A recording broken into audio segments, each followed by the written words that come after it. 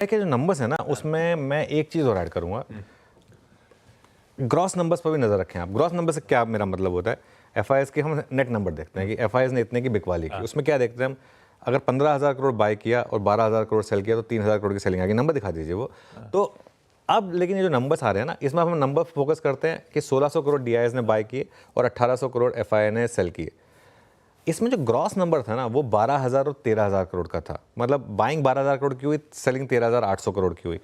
ये number on an average 18 से 20,000 करोड़ के करीब होता है। तो अब क्योंकि हम दिसंबर में और अब हम हॉलीडे सीजन के काफ़ी करीब आ रहे हैं, 15 दिसंबर के बाद तो आपको खैर एफआईएस के नंबर्स बहुत कम हो जाएंगे, मिनिस्क्यूल हो जाएंगे। तो उसके बाद आपको इन नंबर्स को उस पर्सपेक्टिव में रख के देखना होगा कि काफ़ी एफआईएस छुट्टी पे चले जाएंगे दिसंबर में, वो नॉर्मली ईयर एंड की हॉलीडेज़ पे जाते हैं, तो इस वजह से तो इस कॉन्टेक्स्ट में रख के देखिए उसको। लेकिन जो भी है सेल तो है, और इसने थोड़ा सा वो जो हमारा एक मोमेंटम बन रहा था उसको थोड़ा सा पंक्चर भी किया है, ठीक है।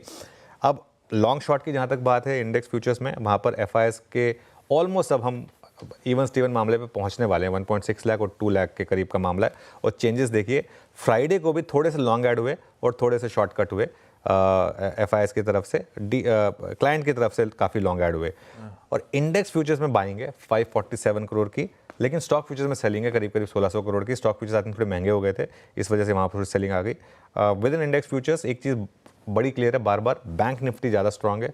फ्राइडे को भी आपको याद होगा पॉलिसी के बाद ज़्यादा मूव बैंक निफ्टी में आया था, 749 करोड़ की बैंक निफ्टी में बाएंगे, वो आपकी स्क्रीन पर आएगा। आप देखिए 4-5 दिन से लगातार बैंक निफ्टी में बाएंगे। बैंक निफ्टी में कोई दिक्कत नहीं है, अगर सेलिंग आ भी रही है बीच बीच में तो निफ्टी की वजह से आ रही है। और अगर जहाँ तक लॉन्ग शॉर्ट की बात है एफआईएस की तरफ से 1.63 लाख लॉन्ग, 2,600 ऐड हुए, 2,02,000 शॉर्ट, 3,300 कम हुए।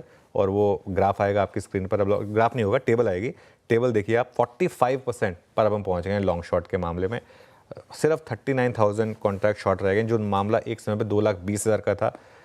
अगर सब कुछ ठीक रहा तो ये बहुत जल्द हम वापस नेट लॉन्ग हो जाएंगे। 7 अक्टूबर के बाद सबसे कम शॉर्ट पोजीशंस एफआईएस की तरफ से।